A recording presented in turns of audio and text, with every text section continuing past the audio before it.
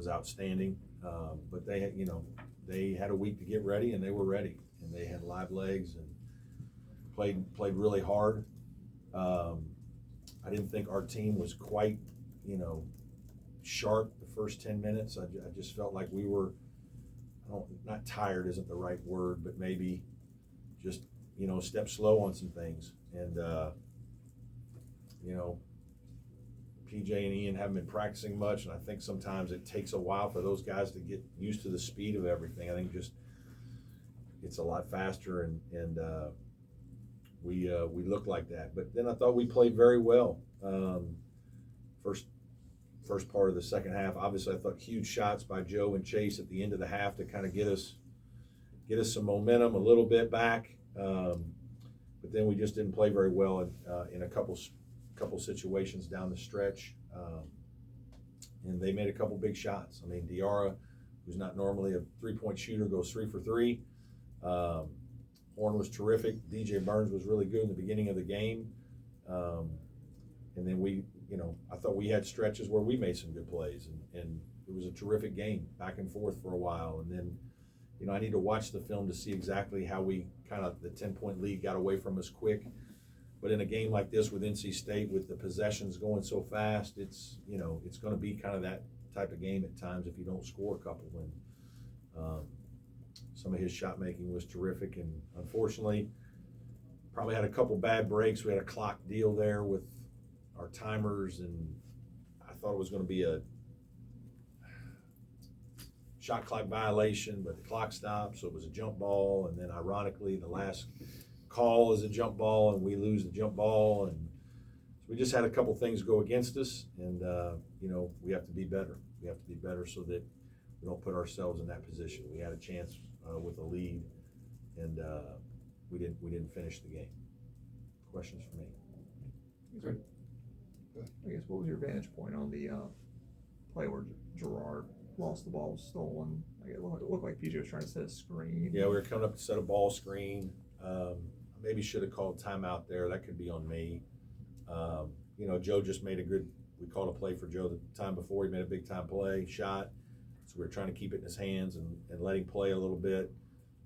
They came up, and I think we're going to trap him maybe as the ball screen was happening, or at least heavy hedge him. And I didn't see all of it. Obviously, there was a reach and some contact, and play went the other way. Coach, were you surprised at all that Coach Keats decided to leave DJ in when he picked up his fourth foul with 6 minutes left? No, you're gonna go with guys that, winning time. You got to go with guys like you're on the road. You need to play those guys. Was there an emphasis on taking the ball at him hard? Once he started. Some, but it's not as easy. They're doing some good things defensively. It's not easy to just move the ball everywhere you want against NC State. They deny a lot of things, make it hard. They pressure you. When we have 11 turnovers, it's not terrible in a game like this. Probably a pretty heavy possession game. We shot 47% for the game, 37%, 38% from three. The stats are eerily similar, right? We have a few more turnovers. And a couple more offensive rebounds, and it was a lot worse than that in the first half. It's kind of just, again, it's one or two plays that go against you, or a couple big-time shots, and then we're overly critical or overly satisfied with how things went sometimes. Any thought of taking a timeout there? No, and if you go back and look at it, Chase is at the rim. Now, Chase should have dropped it off. Ian is wide open on a drop-off for a layup. But Chase made a great play. He got it in there with speed. They did not do as good a job as Virginia did in the same scenario, and so he got around him and got to the rim, and they came over and contested it hard. It was a good defensive play. Obviously, you're taking it to draw a foul, get to the rim, make a play. Everybody wants to do that against Virginia. We're upset that we shoot a wide open three, and now we're going to second guess a guy going to the rim, And now he could have dropped it off. I think Ian's going to make a layup, and we're probably going to feel a lot better right now. But, Chase made some big-time plays throughout the game. And so you're just putting the ball in a good player's hands, trying to put pressure on the defense, and he certainly did that. He just didn't make the final last play. You feel like he's starting to get a little bit going from the perimeter now, Chase? Yeah, I think he's playing pretty well. You know, I tell you, he had a hard time tonight with DJ. DJ was terrific, and our whole team did. We didn't do a good job helping him in ball screens and DHO handoffs on some stuff, but Chase has played some really good basketball here the last 2 weeks. And the way he's guarded some guys in our league, he's had the leading score of just about every other perimeter player in the league, and he's done a great job. And he's, you deal with all that, then you're getting hounded on offense, and we want you to make shots, and there's a lot. And I think he's played very well. Tonight maybe not as good defensively as he has been, but I'm pleased with his play.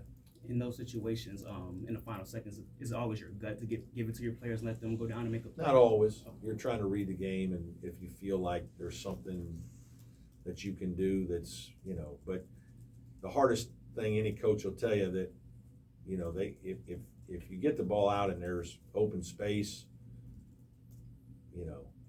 that's hard to guard. The defense isn't set. This was even there was even a little more space than Virginia, and there was more time, and that was a difference too. You had a little more time. And at the Virginia game, they kind of knew that, hey, there's really just main thrust and one other thing maybe, but really in this situation, there's enough time that you could have other stuff going on. We really didn't need it. We just, part of the reason they were guarding, the reason Ian was open is his man came over to help, and they didn't rotate down they were guarding Joe. And so, if they do rotate down, Joe's going to get a wide open three. So Chase just has to make the right read. Brad, what was the explanation on what you thought was a shot clock violation? That we stopped, that the shot clock operator stopped the clock with 3.5 seconds, and then it restarted like at 1.5. And so because of that, they had to call it a jump ball. And ironically, the jump ball got us at the end. Coach, your team had 5 turnovers in the last 4.5 minutes after not committing a turnover the entire time. I need to look and see what exactly all those were. Obviously, the one with Joe right in front of us was a big one. I think we had a good action with PJ and Ian, and he dropped it off, and I think that one got knocked away. And I'm just like, shoot the ball. You guys are you're right there at the basket. Just shoot the ball. Like, we got it exactly where we want it, and they're trying to. I mean, some of that is players, right? Like, there's those dudes who are trying to make good plays, and they're right there, and I mean, you can't fault them on that one. The other ones, I'd have to go back and remember them all. I can't remember them all. I think one of them is probably the turnover on the rebound, right? And then it's a jump ball, so it's a turnover. Well, I mean, so that's 2 of the 3 I just told you. Like, those aren't I'm supposed to get mad at my guys for that. Like, that's pretty tough now. You're a harder coach than I am. Like, I mean, now, is it a foul? I don't know. Maybe. But, those are. We sometimes look at stats, and they're very misleading on things. You have to really watch the game. Coach, you've talked a lot about motivation after a tough loss like this. How do you get your team motivated to go play a team that maybe handed you a hard loss? I mean, it's not just playing a team that beat you. Obviously, Georgia Tech had a nice win tonight, I guess. We want to win for us. Like, these guys, and how hard we all work, like the amount of time that everybody puts into this is, that's a disappointed locker room. I mean, and there's so many good plays that were made by our players in this game that, that's why these games are so hard and so painful for coaches, players, fans. I mean, everybody.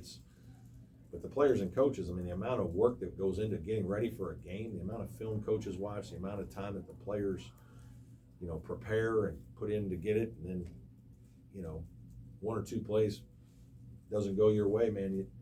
I talk to you guys a lot. It's not easy to fill your tank back up and get ready to go again in 48 hours. That's what's hard,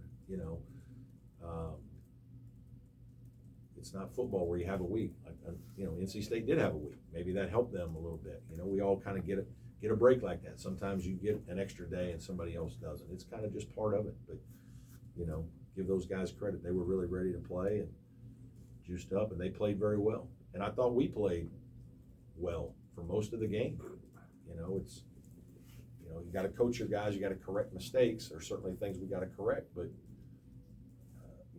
I'm proud of the way our guys competed and a lot of the playmaking and shot making and tough things they did.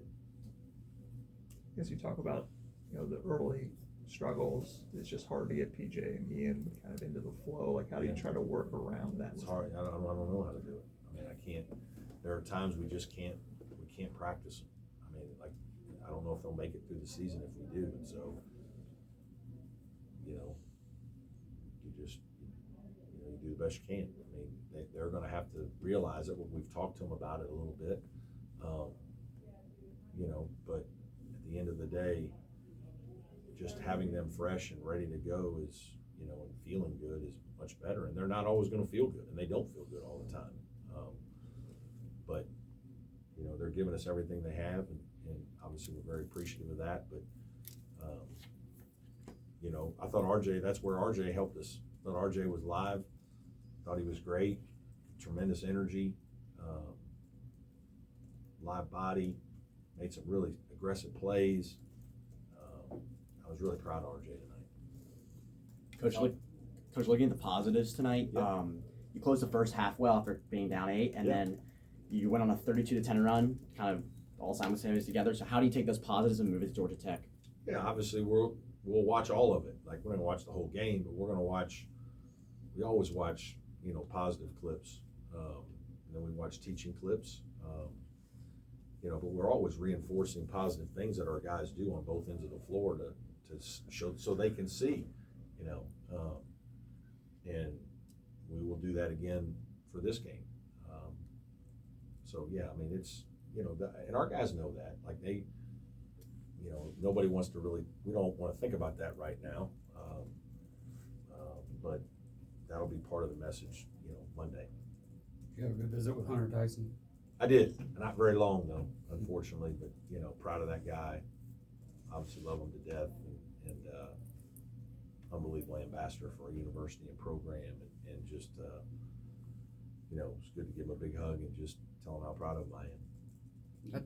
You talk about how important a week of rest is the double bye in the ACC tournament in the back of your mind at all as you go through? Yeah, absolutely. Like, I think that's part of why we're all upset today, is this would have been a big win to push us ahead of